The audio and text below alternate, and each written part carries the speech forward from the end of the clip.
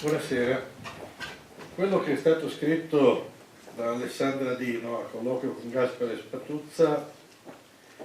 è un libro assolutamente fuori dall'ordinario, straordinario proprio non soltanto come valutazione di valore, ma etimologicamente nel suo senso, cioè fuori dall'ordinario, perché se è vero che su mafia e mafiosi si è scritto tanto, ben pochi sono stati i testi che ci hanno permesso di approfondire la conoscenza di un mondo così apparentemente lontano da noi, di penetrare proprio tra i pensieri, o almeno tra alcuni dei pensieri più reconditi, di coloro che amano farsi chiamare uomini d'onore. Alessandra Dino è un'esperta di criminalità organizzata che insegna sociologia giuridica e della devianza all'Università di Palermo. E attraverso una testimonianza raccolta nell'arco di un anno con 9 incontri, non soltanto ci permette di scoprire tante delle caratteristiche di quei criminali, ma ci racconta anche moltissime cose sia su Cosa Nostra, sia soprattutto su un'Italia paludata che invece continua a nascondere con accanimento, puntigliosità, moltissimi dei suoi non commendevoli segreti. La smania di semplificazione che ci contagia un po' tutti in tutti i campi ci ha fatto superficialmente pensare che di Spatuzza ci potesse bastare quello che avevamo letto nelle cronache subito dopo il suo arresto e dopo alcuni altri episodi. E invece ne conoscevamo ben poco, qui ne esce un quadro totalmente e assolutamente diverso. E ne esce un quadro diverso che diventa molto importante anche perché non è nitido in tutti i particolari, non può essere nitido in tutti i particolari e finisce per trovare credibilità e forza proprio in questa mancanza di nitidezza in qualche maniera, perché il dialogo con Spatuzza non è qualcosa di miracolistico in cui Spatuzza si apre completamente, racconta tutto in maniera credibile, cose del genere. È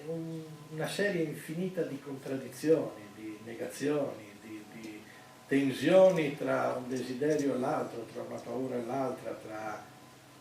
dei messaggi che vengono lanciati e che non sempre noi siamo in grado di capire probabilmente. Io comincerei però, prima di parlare proprio di Spatuzza e di mafia, vorrei cominciare dal rapporto difficile, faticoso, sicuramente non privo di rischi, che si instaura, diciamo, tra intervistatori e intervistati, cioè tra Alessandra Dino e Gaspare Spatuzza. E comincerei da una frase che lei pone all'inizio del libro, è tratta da Il frutto del fuoco di Elias Canetti. A differenza di molte persone, io sono convinto che non si debba malmenare, tormentare e storcere il ricordo, né tentare di renderlo più seducente con apposite esche. Io mi inchino davanti al ricordo di ogni uomo, ma voglio lasciarlo intatto, così come appartiene all'uomo, che esiste per essere libero. E non nascondo la mia ripugnanza a coloro che si arrogano l'arbitrio di sottoporre il ricordo a una serie di interventi chirurgici che alla fine lo fanno assomigliare al ricordo di tutti gli altri. La ritengo una citazione estremamente importante, proprio propedeutica anche alla lettura del libro, perché mette in rilievo un obiettivo che, vista la mia professione, so essere terribilmente difficile da raggiungere, cioè l'esposizione dei fatti senza essere influenzati. Negli anni 60 il giorno era stato lanciato con lo slogan "i fatti separati dalle opinioni", ma era una pubblicità, sia proprio una pubblicità vera e propria. Nella realtà questo non esiste, anche nella descrizione di un qualunque incidente stradale noi siamo portati a vedere le cose attraverso un nostro filtro. Ecco, io vorrei cominciare a chiederle come è riuscita a mantenere o a creare una distanza emozionale tra lei e quest'uomo che per un anno ha visto, con cui per un anno in 9 occasioni ha parlato, e che era quanto di più lontano da lei poteva essere in qualche maniera. Sì, innanzitutto sono molto contenta e voglio ringraziare per questo invito. Oggi sono contenta di poter raccontarvi anche come è nato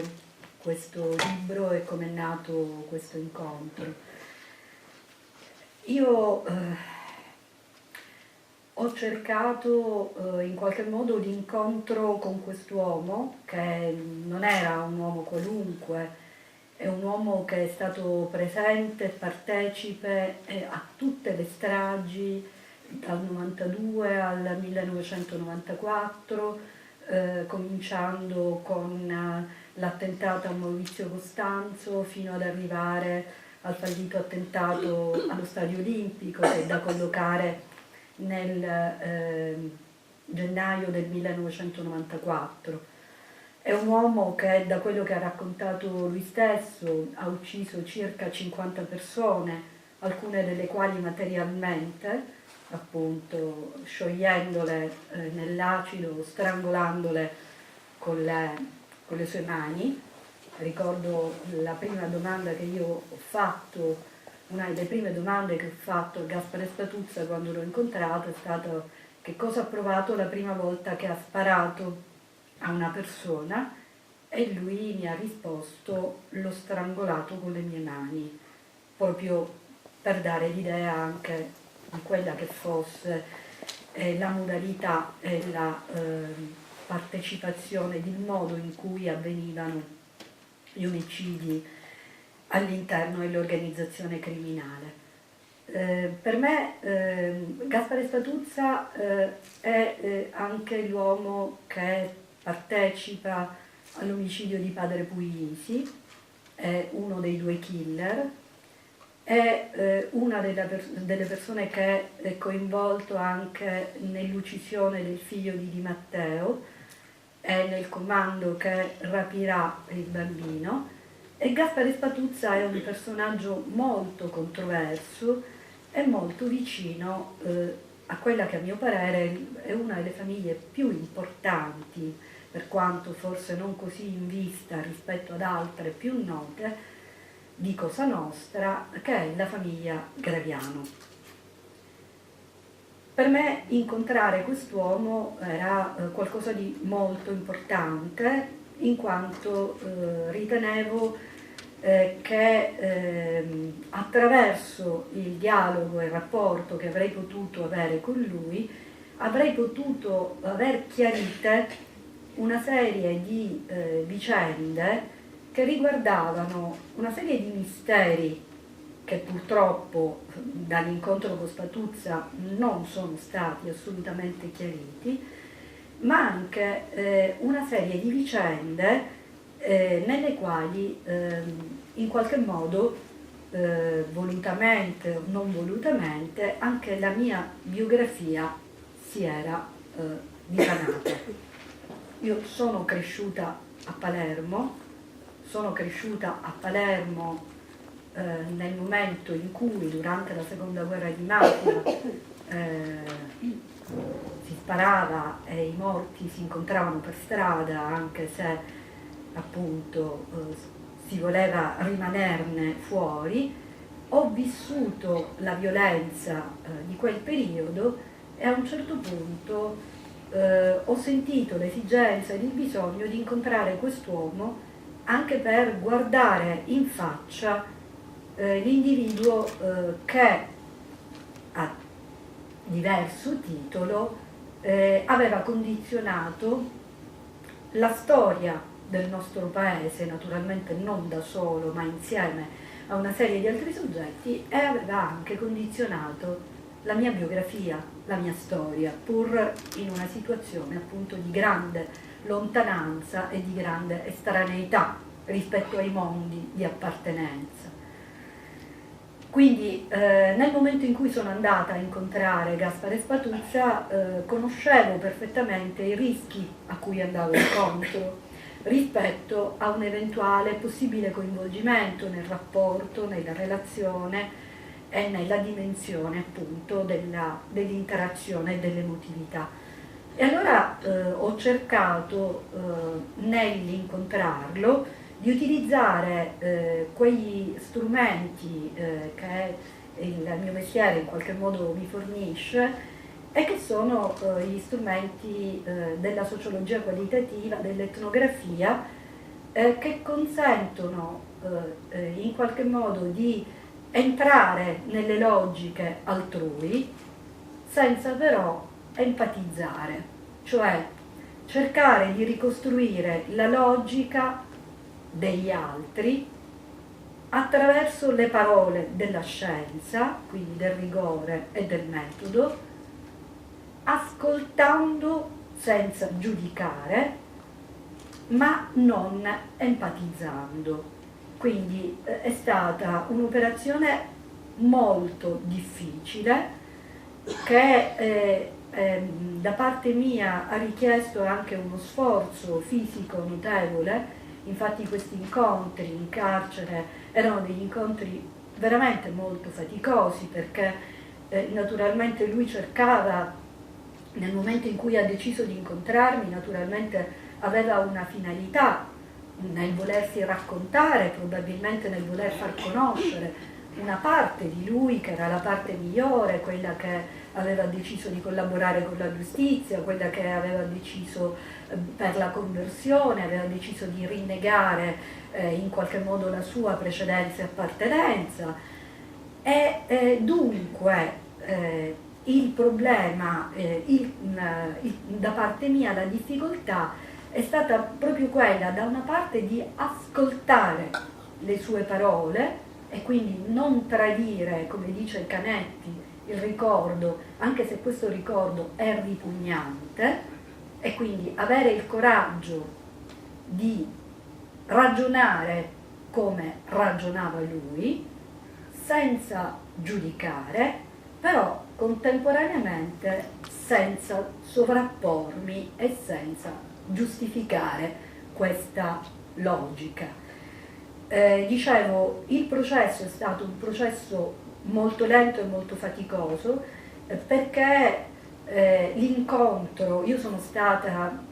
insieme a Spatuzza parecchie ore, i nostri incontri duravano ognuno 3 ore e ci sono stati anche dei momenti da un punto di vista emotivo molto coinvolgenti. Lui mi ha raccontato un suo sogno, mi ha fatto vedere un quadro che aveva dipinto, mi ha mostrato le foto della sua famiglia, cioè ci sono stati dei momenti da un punto di vista umano di grande coinvolgimento emotivo e dunque è l'incontro comunque fra due persone rispetto alle quali, nonostante la volontà diciamo di mantenere anche una relazione professionale, è impossibile non ascoltare, e del resto il mio mestiere è anche quello di ascoltare. Però contestualmente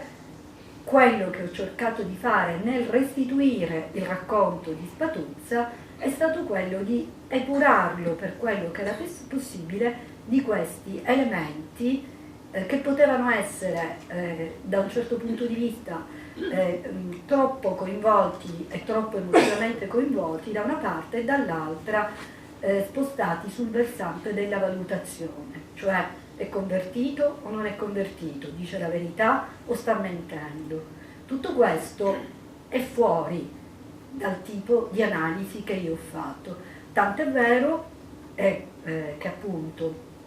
questo libro io ho finito di fare le interviste con Spatuzza nell'ottobre del 2013 e ho cominciato a scrivere il libro nel 2015. Io ho avuto bisogno di un tempo lungo per sedimentare,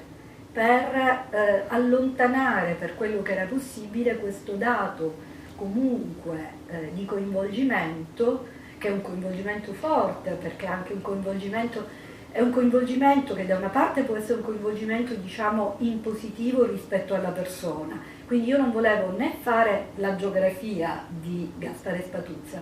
ma né d'altra parte giudicare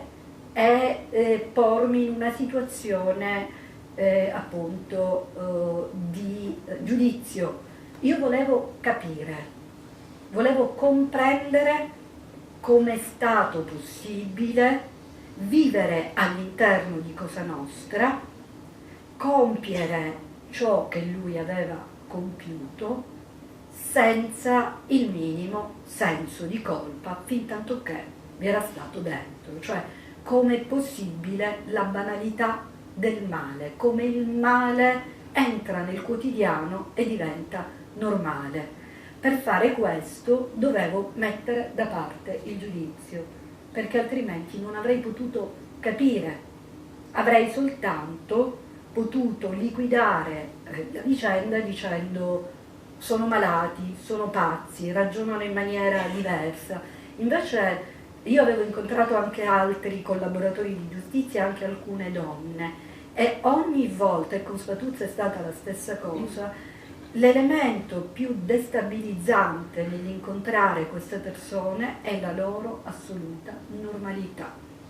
La vicinanza, il fatto che sentano allo stesso modo, il fatto che facciano dei ragionamenti che anche tu potresti fare, il fatto che analizzino la realtà come la potresti vedere tu. È questa vicinanza che sconvolge, perché poi non riesci a mettere insieme quelle immagini appunto di Spatuzza che scioglie il cadavere mangiando il panino con la mortadella, lo stesso panino che aveva comprato coi soldi della vittima che sta sciogliendo nell'acido, senza alcun senso di colpa. E allora ecco, quello che a me interessava capire era com'è possibile vivere all'interno di questa logica e fare di questa paradossale normalità la propria quotidianità e quindi riuscire a giustificare tutto all'interno di questo sistema. Cominciamo a parlare di Spatuzza mafioso. Lui dice che non vuole cercare giustificazioni, ma vuole solo raccontare la storia di un ragazzino che a 12 anni entra in Cosa Nostra, entra nella mafia e prosegue in quello che per loro è da considerare una specie di cursus honorum. È una logica normale quella di assimilare l'insegnamento della famiglia, è una logica normale quella di assimilare le cose della società che ti circonda. Però in molti casi, e in questi casi di crudeltà assoluta, non vai a cozzare contro molte altre cose che necessariamente ti permeano in qualche maniera. Cioè c'è un mondo al di fuori della mafia e al di fuori della famiglia che non può non entrare. Mm-hmm. E ad esempio mi sembra abbastanza importante da questo punto di vista, anche per capire come viene travisato il tutto, pensare alla religiosità dei mafiosi, alla religiosità dei dranghettosi e dei camorristi, che a parte le cose che si sanno, che fanno cronaca, cioè l'inchino della processione davanti alla casa del boss, ma che hanno anche delle dimensioni proprio personali, intime. Il boss che vive in un rifugio e che fa venire il prete per celebrare messa, il killer che dopo aver ucciso va a messa e a pregare per la vittima. Queste cose qui come mai non riescono a fare breccia? Spatuzza lo spiega in qualche maniera. Cioè come non entrino in contraddizione. Come non entrino in contraddizione. Ma Spatuzza lo spiega in questo modo, e peraltro è anche una forma di spiegazione che si ritrova in altri racconti e non soltanto in quello di Spatuzza. Spatuzza lo spiega dicendo che all'interno di quel mondo il modo in cui era percepita la normalità era un modo differente, cioè all'interno del mondo dentro cui lui viveva il manifestare la propria religiosità. Per esempio lui racconta che mentre era latitante a un certo punto si fa il segno della croce prima di iniziare a mangiare e le persone che sono con lui e che sanno lui chi è che lo stanno ospitando si stupiscono e lui li guarda in maniera un poco meravigliata dicendo: ma come mai si sono stupiti? In fondo il fatto di essere religiosi è assolutamente normale. Nel momento in cui lui decide di fuoriuscire da Cosa Nostra, ripensa a questo episodio e dice: è vero, allora loro avevano ragione, perché quella modalità di manifestare la religiosità era una modalità assolutamente strumentale e assolutamente falsa. Ma nel momento in cui io stavo dentro l'organizzazione, il mio mondo era quello e dunque io non potevo che pensare in quel determinato modo. Ad esempio, Spatuzza racconta, e rimaniamo un poco anche in un cliché di Cosa Nostra, per Cosa Nostra non si possono uccidere le donne e i bambini, si dice. Poi non è vero, perché come sappiamo non solo nel passato recente ma anche sin dai suoi esordi, Cosa Nostra ha sempre fatto fuori tutte le persone che strumentalmente potevano dar fastidio. Poi naturalmente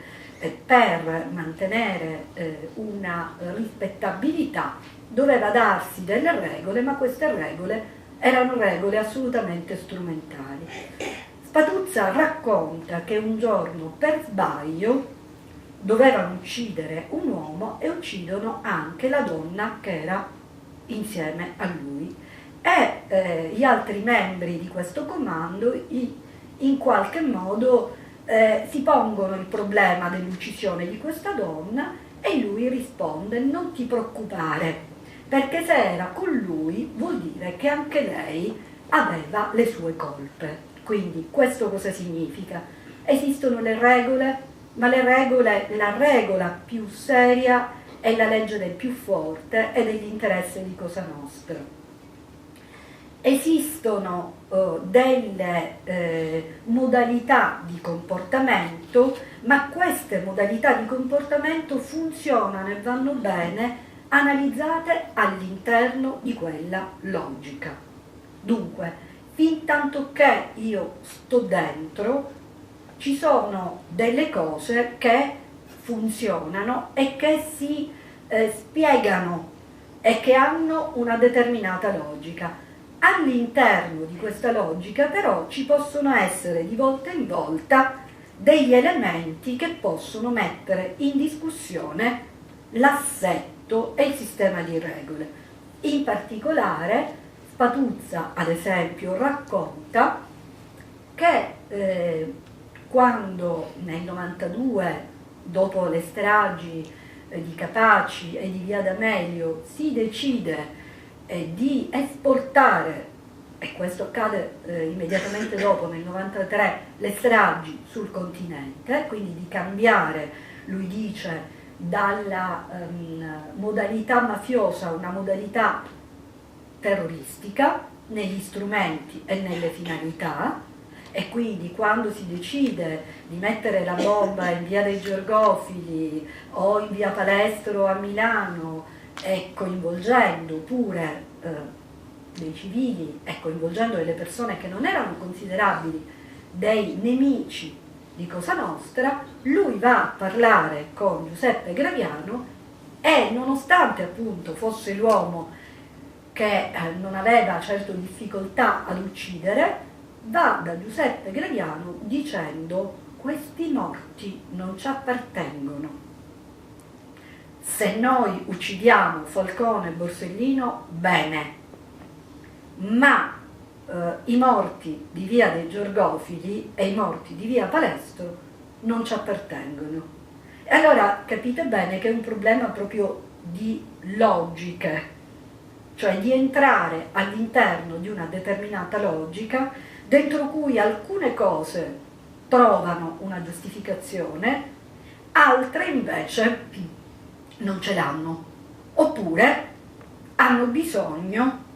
di forme, di spiegazioni differenti. E qui, nel caso particolare, interviene Giuseppe Graviano, il quale gli dice: ma tu ne capisci di politica? E Spatuzza dice: poco.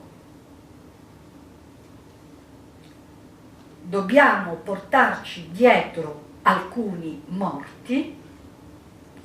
perché c'è in corso un rapporto, un'interlocuzione con alcuni politici. E a questo punto apre e fa il nome, Spatuzza racconta, di Berlusconi e di Dell'Utri. È Spatuzza che era andato per dire: noi non vogliamo più andare avanti rispetto a questi morti che non ci appartengono, torna indietro andando a preparare l'esplosivo per l'attentato all'Olimpico, che poi per fortuna fallirà. Quindi anche qui c'è un problema che è molto legato ad alcune logiche, che però appunto lui usa una metafora anche abbastanza vivida dicendo: Cosa Nostra l'abito se lo fa su misura, e a un certo punto, se non va bene più, allarga la cintura. Quindi ci sono alcune regole da rispettare, perché altrimenti non potrebbe neanche funzionare, mantenersi salda l'organizzazione, però poi alla fine la vera regola è che l'organizzazione continui ad esistere, anche se questo può significare il sacrificio di alcuni, non solo di alcune regole, ma talvolta anche di alcune persone. Sul rapporto mafia-politica torniamo più avanti. Mi interessava fermarmi ancora un momento sul divenire di Spatuzza. Un divenire che passa attraverso un pentimento, che forse all'inizio di associazione, che poi bisogna capire esattamente quanto corrisponda realmente a un pentimento, e attraverso una conversione, i cui confini sarebbe meglio specificarli in maniera più chiara, perché lui non è che abbraccia tutto un tratto la religione, e si rende conto che la religione che ha seguito fino a quel momento non è quella che in realtà dovrebbe essere, quindi è quasi un cambio di religione pur mantenendo lo stesso nome, la religione, il cattolicesimo, che prima era adattato alla mafia. Quello che mi domando è se è possibile correlare in maniera, dando una certa precedenza, se la conversione diventa determinante per il pentimento o è il pentimento a diventare determinante per la conversione. È molto difficile, perché qui entriamo in una dimensione molto intima, all'interno della quale non è semplice individuare neanche quali sono le cause, quali sono gli effetti, gli antecedenti e appunto le reazioni successive. Certo è, allora, l'impressione che io ho avuto di quest'uomo è l'impressione di un uomo molto lucido, molto razionale, molto presente a se stesso. Io credo che il percorso di fuoriuscita da Cosa Nostra abbia coinciso con la presa di coscienza da parte sua della menzogna enorme che è Cosa Nostra, del fatto che appunto le regole servono ma poi non vengono rispettate, del fatto che alla fine lui si era fidato completamente dei fratelli Graviano, e i fratelli Graviano, nel momento in cui lui diventa il reggente del mandamento, quando i Graviano vengono incarcerati e lo stesso Mangano viene incarcerato, lui si rende conto per esempio è che la gestione economica della cassa era una gestione non del tutto lineare e che i Graviano tenevano una cassa a parte di cui la famiglia e quindi tutti i consociati non potevano beneficiare. Quindi lui pian piano si rende conto di essere stato strumentalizzato e a un certo punto c'è un episodio in particolare che lo fa riflettere. Lui racconta di essere entrato in Cosa Nostra per vendicare la morte di suo fratello, il quale era stato ucciso, secondo lui, per ordine di Salvatore Contorno, che era stata la stessa persona che aveva fatto uccidere, che era coinvolto nell'omicidio del padre dei Graviano. Quindi avevano un unico nemico, un comune nemico. Quindi lui entra in Cosa Nostra, si avvicina ai Graviano anche perché spera attraverso i Graviano di poter vendicare la morte del fratello. Quando a un certo punto lui scopre dove si trova Contorno, che nel frattempo era collaboratore di giustizia, e va a raccontare ai Graviano dove si trova Contorno e spera che i Graviano dicano lo facciamo immediatamente fuori, trova i Graviano piuttosto tiepidi e i Graviano dicono abbiamo delle cose in questo momento più importanti. A questo punto lui comincia a capire, mette insieme questi pezzi, si rende conto di una serie di cose e comincia a prendere le distanze. Dopodiché racconta, nel suo racconto, di un episodio particolare quando viene arrestato nel luglio del 1997. Lui si trovava in ospedale perché in genere i mafiosi vanno in ospedale a incontrarsi facendo finta magari di andare o che la moglie ha partorito e quindi portano dei fiori in maniera tale da nascondere il loro incontro con altri latitanti, eccetera. Insomma, lui era in ospedale e a un certo punto, mentre in ospedale, vede che uno strano movimento, lo capisce immediatamente e pensa, vede delle persone con delle pistole, gli sparano e ha paura immediatamente, nell'immediato pensa che sia un agguato di mafia. In effetti invece è la polizia, infatti appena capisce che è la polizia lui dice io mi sono sentito sollevato, viene ferito e in quel momento lui racconta la consapevolezza della sua fragilità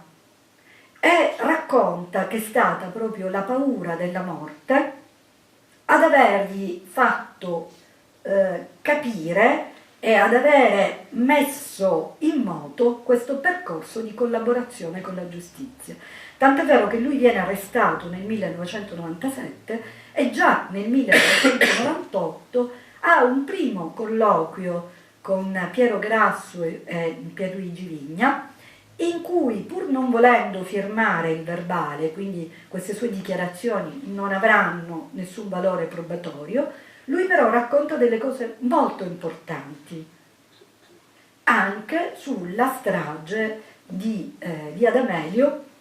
di cui lui è stato diretto protagonista e che stava seguendo una pista che poi si è rivelata essere una pista assolutamente sbagliata. Quindi l'idea di collaborare,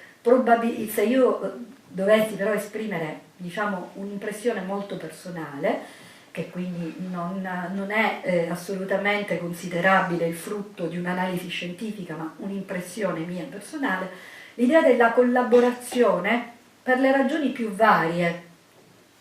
L'idea della collaborazione nasce già nel momento dell'arresto e Spatuzza cerca di capire come, tant'è vero che prima parla di dissociazione, che non esiste all'interno del sistema normativo italiano, ma si diffonde questa idea della dissociazione che dovrebbe in qualche modo copiare il modello che era stato sperimentato con le leggi Cossiga nel 79 e nell'80 per il terrorismo, cioè ci si dissocia. L'idea qual è? Io mi dissocio, dico che non faccio più parte, non racconto nulla, prendo le distanze e spero di avere un trattamento migliore. In un primo momento Spatuzza assume questa posizione e parla coi Graviano di una possibilità di una dissociazione. È lo stesso Filippo Graviano, e questo è un passaggio molto delicato, mentre fino al 2002 gli aveva detto a noi la dissociazione non interessa, nel 2004, quando Spatuzza torna di nuovo a parlare con i magistrati senza ancora collaborare, dopo aver parlato con i magistrati, Spatuzza va a parlare con Filippo Graviano, cioè col suo capo, e gli racconta di aver parlato con i magistrati. Tutto questo è anomalo, è strano. E qui c'è una frase che Spatuzza dice Filippo Graviano aver pronunciato, poi Filippo Graviano dirà che non l'ha pronunciata, anche se dice che Spatuzza non mente, quindi rimane in una situazione molto ambigua, e la frase è questa. Dice Filippo Graviano: è bene far sapere a mio fratello, cioè Giuseppe, che era il capo, quello che diciamo ordinava gli omicidi, è bene far sapere a mio fratello che se non arriva nulla da dove deve arrivare, noi cominciamo a parlare coi magistrati. Cosa significa questo? Spatuzza lo spiega dicendo che c'era questa idea della dissociazione,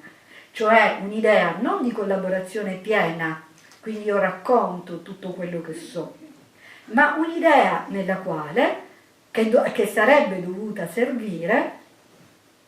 in qualche modo come manifestazione di disponibilità nei confronti dei magistrati e con una larvata modalità di ricatto nei confronti di questi presunti interlocutori politici. Quindi, se non viene nulla da dove dobbiamo arrivare, noi parliamo con i magistrati. E durante i dibattimenti processuali, io nel libro riporto anche alcuni interrogatori che appunto sono stati resi durante una serie di processi in cui Spatuzza è coinvolto. Spatuzza proprio lo dice esplicitamente, c'era questa idea di ipotizzare questa forma che non era una forma di collaborazione, ma era una forma intermedia che doveva servire da una parte a sperimentare questa terza via,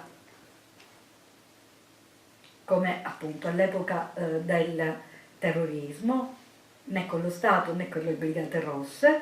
ma una terza via,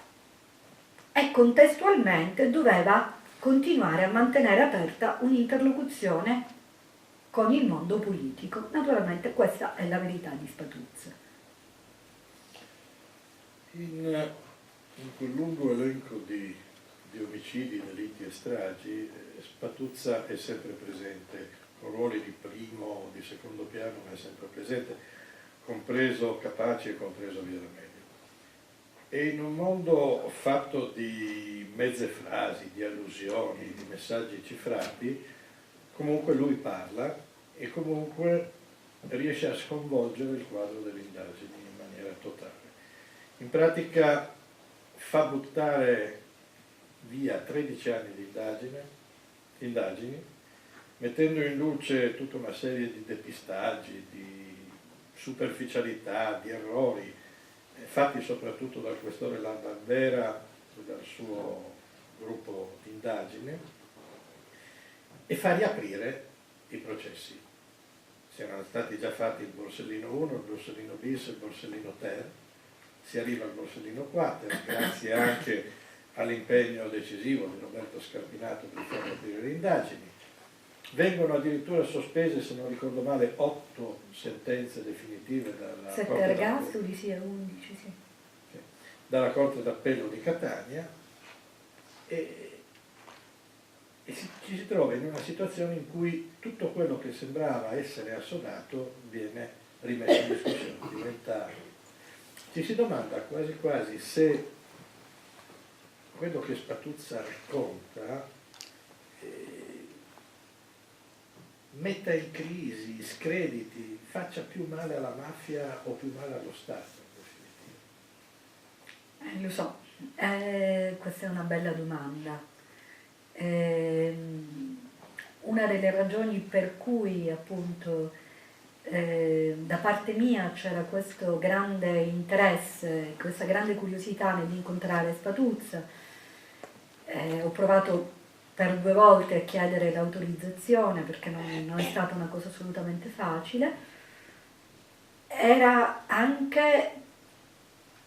per il fatto che le confessioni di Spatuzza, la collaborazione di Spatuzza produce un terremoto non soltanto all'interno della mafia, ma anche all'interno del mondo delle istituzioni. Nel 2008, quando Spatuzza finalmente decide di collaborare con la giustizia e quando contestualmente anche Massimo Ciancimino comincia a fare alcune rivelazioni con tutti poi i problemi che sappiamo e anche le vicende non sempre lineari delle rivelazioni fatte da Massimo Ciancimino, quando Spatuzza comincia a parlare, lui dice: io prima di parlare ho dovuto riflettere, quando ho deciso di collaborare, la mia collaborazione, Spatuzza fa 11 anni di carcere duro, è arrestato nel 97, comincia a collaborare nel 2008. Lui dice: io nel momento in cui dovevo iniziare a collaborare dovevo mettere in luce gli errori fatti dagli inquirenti e gli errori fatti dai magistrati. Voi pensate, ci sono 3 processi, 13 anni, 9 sentenze su un depistaggio con soggetti che non c'entravano, con un autore materiale del furto della 126 che non era quello vero. E allora, naturalmente, probabilmente non è soltanto Arnaldo La Barbera, che ormai è morto e che è difficile interrogare, che è all'interno di questa vicenda sicuramente poco entusiasmante anche per la giustizia italiana. Quindi la collaborazione di Spatuzza è una collaborazione dirompente. È Spatuzza che comincia a collaborare nel 2008, verrà inserito nel programma di protezione solo 3 anni dopo, nel 2011, con una serie di vicende e un iter molto complicato e con una serie anche di difficoltà nell'accertamento della sua veridicità, che sono legate anche appunto all'esperienza precedente. Nelle parti iniziali del mio libro io riporto la testimonianza del procuratore Lari e del procuratore Scarpinato, dove proprio viene messo, usando i termini depistaggio e usando appunto con grande rigore e con grande precisione, con grande analisi, mettendo in rilievo il carattere veramente dirompente di questa collaborazione, ma anche la difficoltà nel fare luce. Scarpinato proprio parla di tessere mancanti nella ricostruzione della vicenda della strage di Capaci, ma soprattutto di Via D'Amelio, ma parla soprattutto di tessere false, cioè di elementi che sono stati inseriti perché il quadro apparisse diverso da quello che era. Gaspare Spatuzza racconta un particolare importantissimo. Naturalmente i riscontri alla sua credibilità sono tanti, ma c'è un particolare molto importante, che poi è un riscontro per i magistrati di grande rilievo. Lui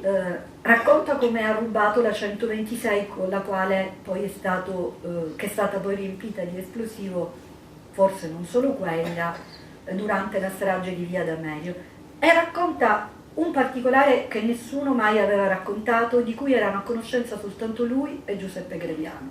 Cioè dice che quando è stata rubata questa 126, ed il modo poi, se ci sarà tempo, vi posso anche raccontare l'aneddoto di questo furto,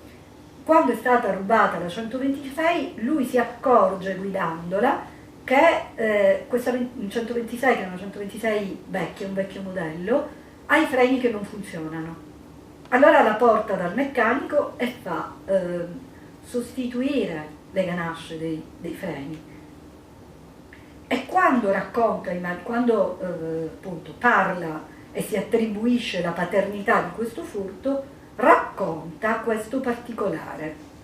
Ebbene, a distanza di 16 anni si va a recuperare la 126 ed effettivamente viene fuori che dentro questa struttura vecchia ci sono queste ganasce nuove che sono state sostituite. Questo è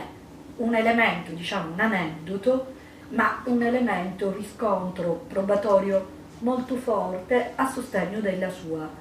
testimonianza. A partire poi da questo, con tutti gli altri elementi, perché poi Spatuzza, ecco, un'altra delle cose che mi ha molto stupito, è un uomo che ha una lucidità mentale, una memoria incredibile, ricorda tutto, ricostruisce e appunto fornisce ai magistrati tutta una serie di riscontri e tutta una serie di elementi che poi appunto condurranno alla riapertura del Borsellino Quater, che dipinge uno scenario completamente diverso, dove sono spariti dalla scena i mafiosi di Santa Maria del Gesù, quindi il gruppo di Aieri ed altro, ed entrano prepotentemente in scena i Graviano con le loro amicizie politiche, diciamo abbastanza ingombranti. Questa, allora, per ritornare alla domanda, credo che il momento, l'istanza forte sia stata un'istanza legata alla volontà di fare chiarezza. Le ragioni possono essere tante. A questa volontà di far chiarezza si aggiunge l'esigenza e il bisogno di avere un solido appiglio. Allora Spatuzza, che aveva giurato fedeltà e che aveva trovato nei fratelli Greviano e nella mafia anche un senso di esistenza, ha bisogno di qualche cosa di altro, e questo qualcosa di altro la trova in una fede che sperimenta anche attraverso gli incontri con alcuni sacerdoti durante il periodo della sua detenzione. E quindi poi lui stesso cerca di far camminare su un binario parallelo la conversione con la collaborazione. Posso raccontare un aneddoto, per esempio nel 2005, lui collabora con la giustizia nel 2008, nel 2005 quando incontra padre Capoccia all'interno del carcere di Ascoli Piceno dove si trovava, lui decide di fare con questo sacerdote una confessione parziale, cioè gli racconta soltanto alcuni peccati, perché non è venuto ancora il tempo. Quando nel 2008 decide di sottoscrivere il primo verbale, nel giugno del 2008, il primo verbale come collaboratore, guarda caso questa data si avvicina moltissimo all'incontro con Monsignor Molinari, l'arcivescovo dell'Aquila, con cui farà la confessione totale nel novembre del 2008. A giugno comincia a collaborare, a novembre fa la confessione totale. Quindi anche qui è come se lui volesse in maniera molto determinata e molto razionale, quindi non istintiva, far camminare questi due binari in maniera, queste due strade convergono in qualche modo e lo portano verso questa scelta. Torniamo al rapporto mafia-politica. Lei a un certo punto scrive: alla fine, durante l'ultimo colloquio, riesco a recuperarne alcuni passaggi, ma ne rimangono fuori alcuni altri importanti sul rapporto tra mafia e politica. Avevano appena rigettato la sua richiesta di detenzione domiciliare, era amareggiato e deluso. Gli sembrava di rivivere quanto già vissuto quando, a seguito delle nuove dichiarazioni su Dell'Utri e Berlusconi, gli era stato negato il programma di protezione. Leggo la sua cautela come il desiderio di non essere stritolato dal meccanismo. Ecco, secondo lei, quanto Spatuzza ha tenuto nascosto, quanto ha preteso poi che fosse eliminato dal resoconto dei suoi colloqui, soprattutto nella trattativa Stato-mafia, che ha finito per lambire addirittura il Quirinale, e in che percentuale riesce a valutare, in che percentuale abbia detto cose vere, vista anche la paura che potesse questa sua rivelazione mettere in pericolo? Allora, in questo devo essere molto onesta, molto sincera e anche molto rispettosa del patto di intervista. Spatuzza è un uomo molto intelligente, è un uomo che conosceva anche quelli che erano i binari e la cornice della nostra relazione. Spatuzza non mi ha raccontato nulla che non fosse già presente negli atti giudiziari per quello che riguarda i fatti e le vicende che sono state oggetto di accertamento e che sono tuttora oggetto di accertamento. Anzi, quando io mi spingevo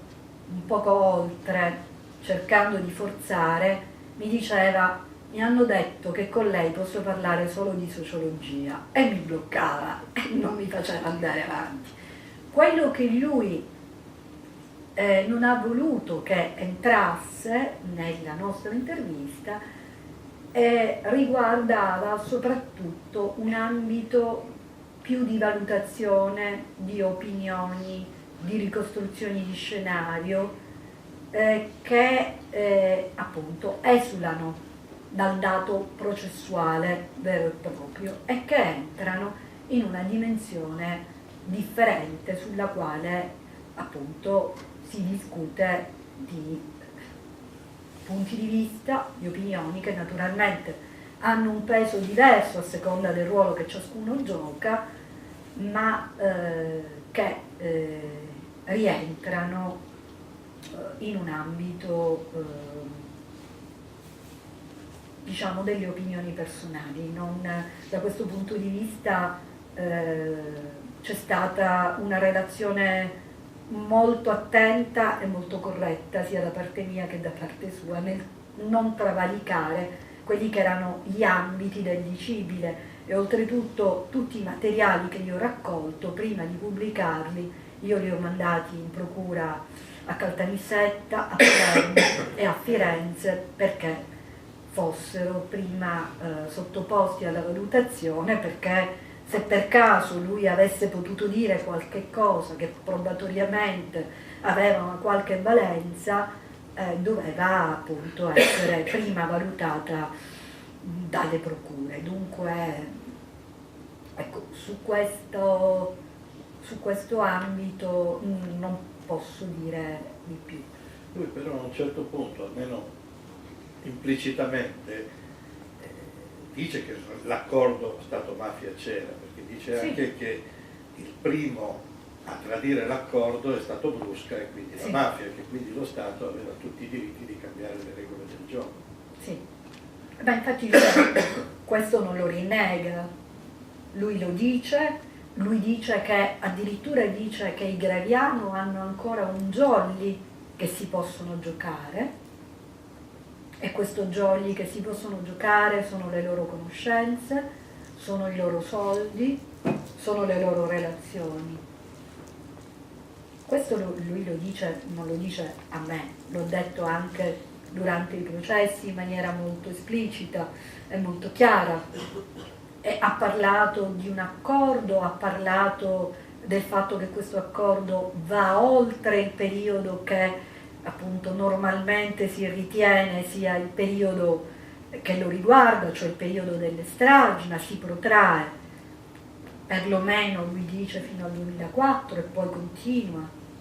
Quindi alcune cose lui le ha dette in maniera molto esplicita anche durante gli interrogatori, resi soprattutto presso la procura di Firenze, dove appunto sono confluiti i processi per le stragi di Firenze e di via Palestro. E lui la mette in evidenza anche un altro dato importante, il fatto che sul palcoscenico delle stragi non ci fosse soltanto Cosa Nostra, ci fossero delle figure esterne ed estranee a Cosa Nostra. Questo non lo racconta a me, lo ha raccontato ai magistrati e lo ha ribadito, cioè presenze estranee, e oltretutto continua a ripetere: bisogna cercare su quello e indagare su quello che è accaduto in via D'Amelio, perché la risposta è via D'Amelio, perché appunto in quello scenario si sono aperte per Cosa Nostra delle modalità diverse, però lui stesso poi aggiunge: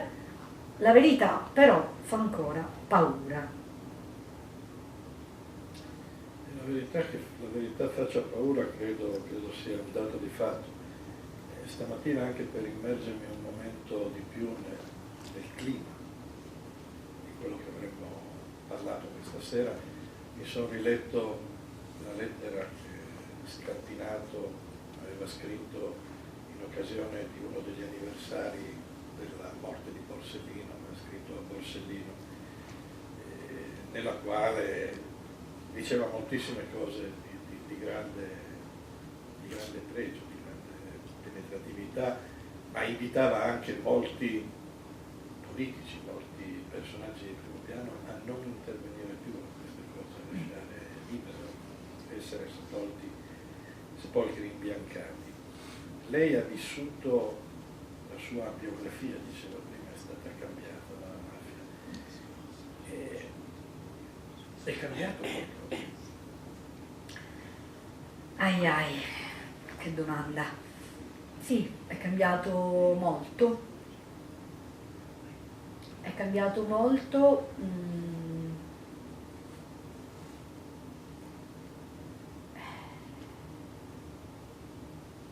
Ci sono stati, io ho vissuto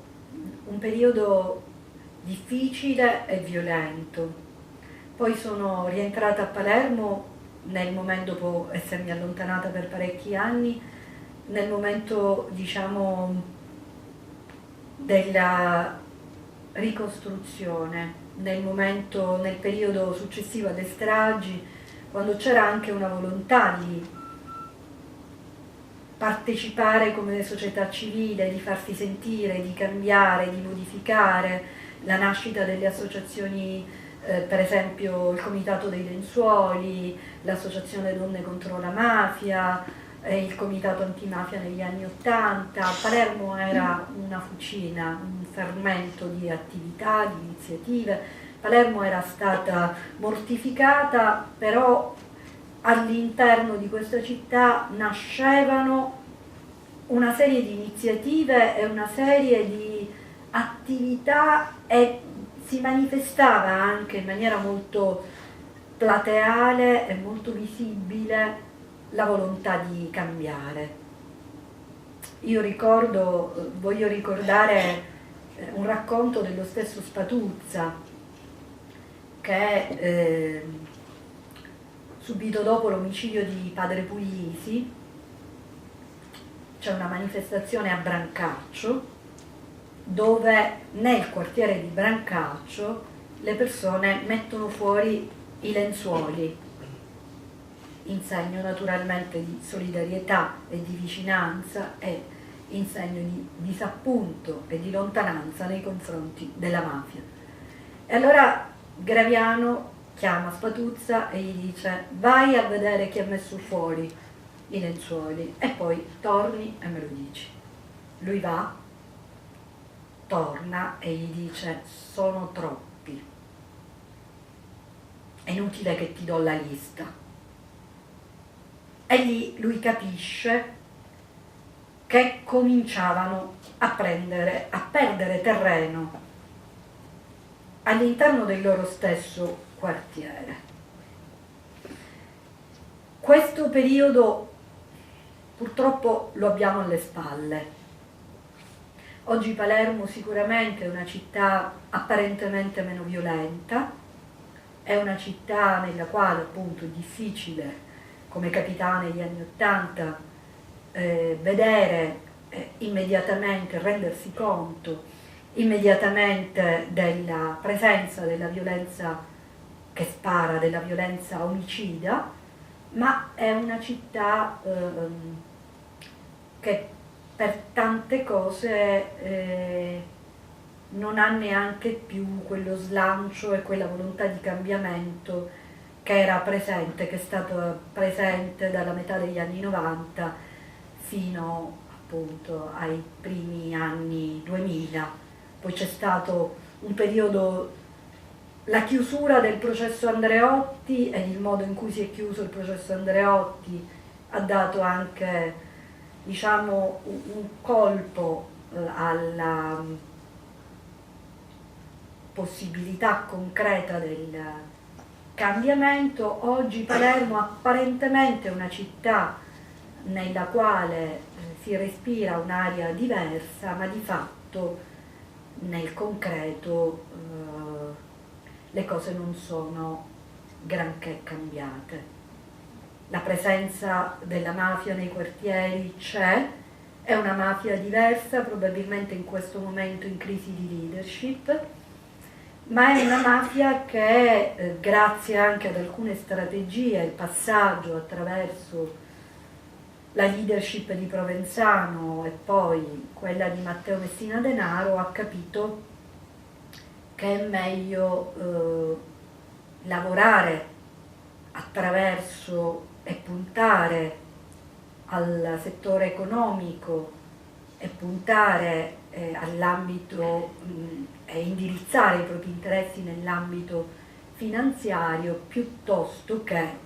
sollevare le attenzioni con una violenza eclatante.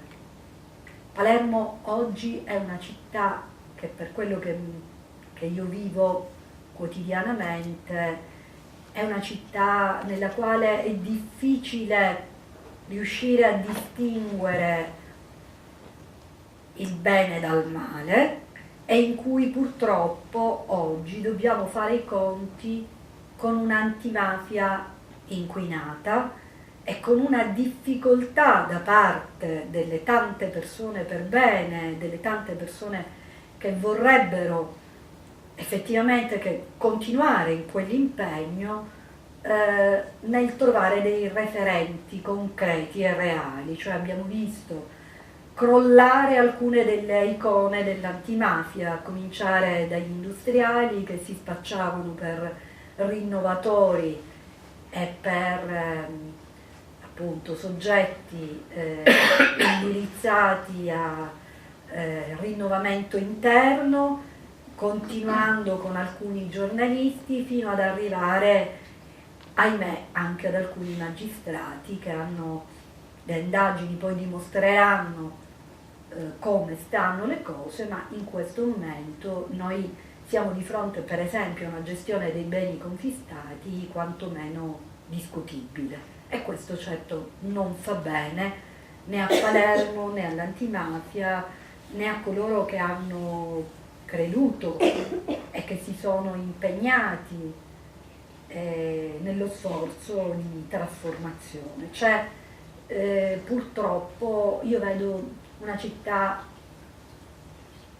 ancora mortificata dal malaffare e dalla violenza che si esprime in questo momento in una maniera diversa, ma che non è detto che non possa tornare ad esprimersi in forme più cruenti laddove appunto alcuni accordi vengono meno e saltano. Quindi quello che fa più paura in questo momento è, rispetto a un passato in cui il bianco e il nero era più netto, quello che fa più paura è l'estendersi dell'area grigia e quindi la difficoltà nel costruire realmente qualcosa di sano. È molto difficile. Palermo è una città abbandonata in questo momento, culturalmente poco ricca, povera e mortificata. E questo dispiace laddove appunto è una città che invece ha saputo esprimere con coraggio anche delle prese di posizioni decise e forti, perché l'antimafia nasce con la mafia e i martiri dell'antimafia non iniziano nel 1992, iniziano con la mafia. E quindi oggi la cosa che più dispiace in alcuni casi è proprio il venir meno della speranza, che a mio parere è l'elemento più triste, laddove un po' perché alcune cose effettivamente si sono verificate e ci sono delle situazioni poco chiare, un po' perché a Palermo si dice mascariare significa sporcare. Allora questa voglia di mascariare chiunque in qualche modo si distingua per avere assunto una posizione netta, in maniera tale che poi alla fine, se tutti siamo mascariati, non c'è più né bene né male.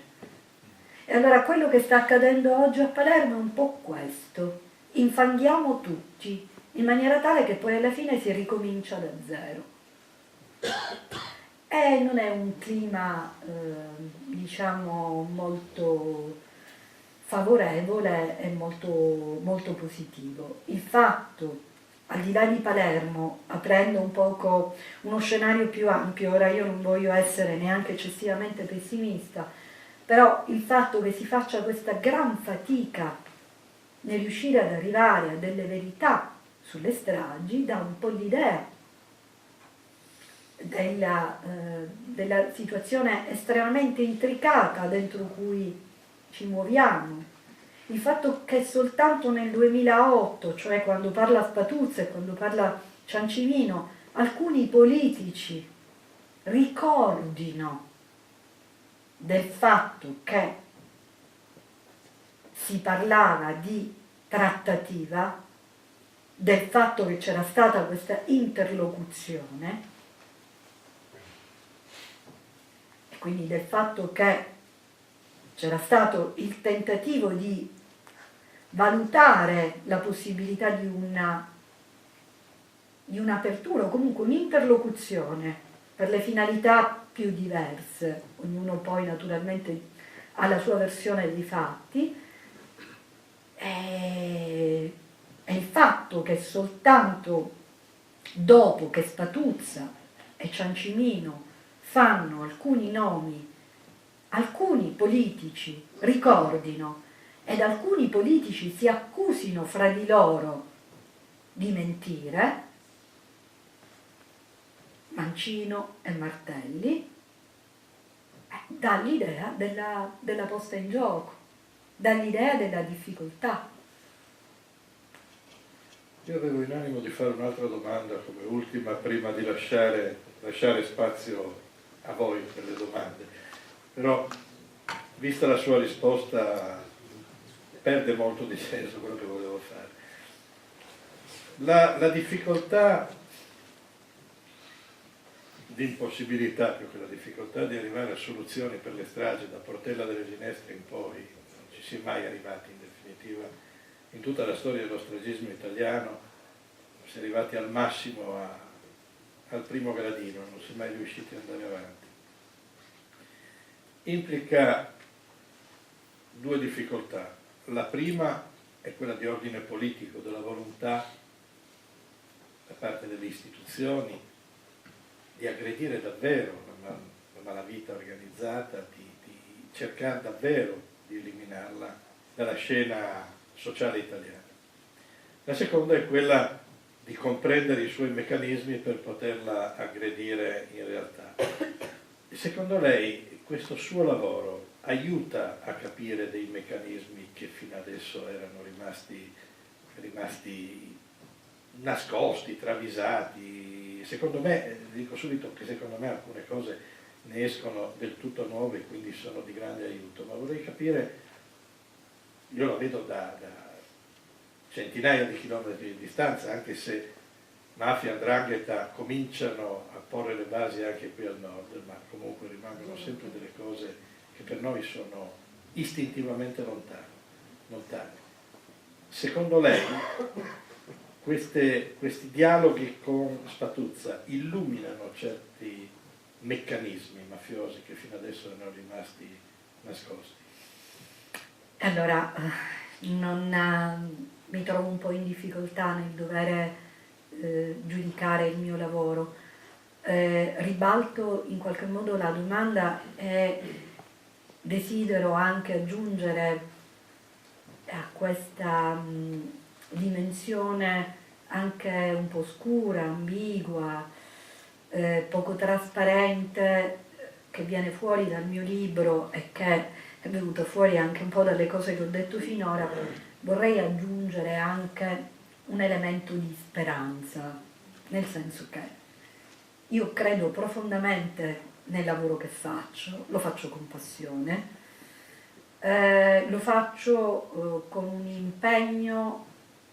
e con una dedizione che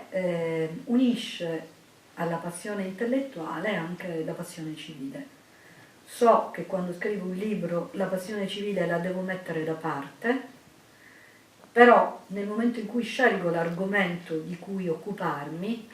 già quella è una scelta di campo. Diceva Weber, quando noi scegliamo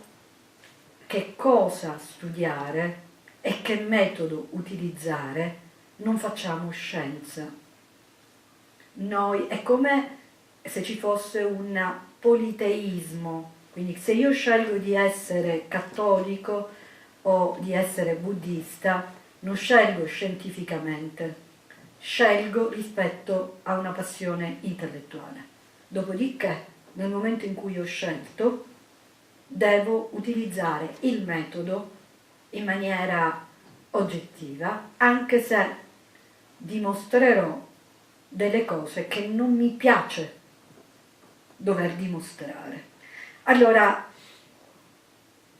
riconosco profondamente nel mio lavoro e nella scelta, quando io sono rientrata, io lavoravo e studiavo a Perugia, mi occupavo di altro, di medicine alternative, di crisi della presenza, di De Martino, di Freud, mi occupavo di altro. Sono rientrata a Palermo per ragioni personali e a quel punto ho detto: sono qui, ci sono tornata e non ci volevo tornare, devo occuparmi di qualcosa che abbia un senso, cioè che dia senso al mio ritorno. E ho cominciato ad occuparmi dei ruoli femminili nelle mafie, poi da lì sono arrivata al rapporto mafia e chiesa, da lì dalla chiesa sono arrivata al rapporto mafia e potere e poi via via mi sono andata ad occupare di tutta una serie di altre tematiche. Quindi io ritengo, non sono un'ingenua, che per quanto il mio lavoro abbia un taglio scientifico, qualsiasi scritto ha delle conseguenze pratiche e dunque politiche nel senso più ampio del termine, cioè nel senso del cambiamento e della possibilità del cambiamento. Nel rapporto che io ho con gli studenti, e in questo trovo l'elemento positivo, credo che il fatto di fare testimonianza e di raccontare, di far conoscere delle cose che prima loro non conoscevano, di mettere a disposizione senza volerli cioè dare gli strumenti, poi ognuno si farà la propria idea, fornire degli strumenti è un elemento fondamentale. Dopodiché io ricordo sempre una frase di Basaglia che quando parlava del rapporto col potere diceva: noi nel nostro essere minoranza non possiamo mai vincere, noi possiamo convincere, ma quando convinciamo anche poche persone, allora noi lì vinciamo, perché mettiamo in discussione determinati assetti. Allora, il mio libro non cambierà nulla dell'assetto del potere, non aggiungerà probabilmente nulla alla conoscenza delle verità sulle stragi, ma se servirà a fare nascere dei dubbi, se servirà a scalfire questo pensiero unico, se servirà anche a far vedere che la mafia ci somiglia molto più di quanto noi non vorremmo che ci somigliasse, e allora io credo che un obiettivo posso averlo raggiunto col mio lavoro, ecco, un piccolo obiettivo, un piccolo contributo. Per quello che mi riguarda personalmente, scrivere questo libro è stata una grande fatica, perché è stato appunto un attraversamento, che è un attraversamento storico, un attraversamento esistenziale, ed è anche una presa di coscienza con un grigiore, con un'ambiguità che ho dovuto guardare anche se non avrei voluto vederla, e che quindi di cui ho dovuto prendere atto. Dopodiché, ecco, se mi chiedete se so di più rispetto ai responsabili, devo dire di no. Se mi chiedete se ho capito di più rispetto a quello che è lo scenario, la complessità e anche l'esigenza di perseverare nel chiedere verità, e allora dico di sì. Credo che dentro questa vicenda, delle stragi del 92 e prima ancora dell'89, del fallito attentato alla Daura contro Giovanni Falcone, qui si nascondono tutta una serie di episodi su cui probabilmente non avremo mai la verità, ma con i quali credo che una democrazia matura debba fare i conti, perché fa parte della nostra storia. Questi morti ci sono stati, non solo, ma ci sono stati i depistaggi, ci sono stati i covi non perquisiti, ci sono state le agende sparite, ci sono stati i computer violati, ci sono stati i documenti di Dalla Chiesa che non si sono mai ritrovati. Ci sono una serie di misteri su cui noi non abbiamo avuto mai la verità e che gravano pesantemente, a mio parere, anche sulla storia dell'Italia e su quella che è oggi il nostro quadro politico. Non possiamo ignorarlo, cioè io non mi sento di poterlo ignorare. E quindi, ecco, questo libro in particolare risponde a questa esigenza, cioè cercare di dare un contributo minimo, non per fare chiarezza, ma per, ecco, aggiungere un tassello e appunto aiutare a comporre un quadro che forse, ecco, fra 100 anni sarà più chiaro di quanto non possa esserlo oggi, non lo so, non voglio essere pessimista, mi auguro magari che il tutto si risolva in tempi più rapidi, ma oggi non mi pare che ci siano queste premesse, cioè io ricordo una testimonianza, e chiudo, non voglio abusare neanche del vostro tempo, di Gabriele Chelazzi, che era un magistrato fiorentino che indagava proprio sulle stragi e che va in commissione antimafia nel 2002, lui già allora aveva chiamato a deporre una serie di persone che poi solo nel 2008 Spatuzza e Ciancimino chiameranno in causa, va alla commissione antimafia e dice: io come magistrato ho fatto tutto quello che potevo. Con gli strumenti della magistratura noi possiamo trovare riscontri probatori e singoli autori di reato. Adesso dovete fare voi, cioè è la politica, è la società civile, è la stampa, sono gli studiosi, sono gli storici, sono i cittadini che devono dare un contributo. Non possiamo continuare a delegare tutto solo ed esclusivamente alla magistratura, che appunto si è anche sobbarcata per un certo periodo di una supplenza che però poi può anche portare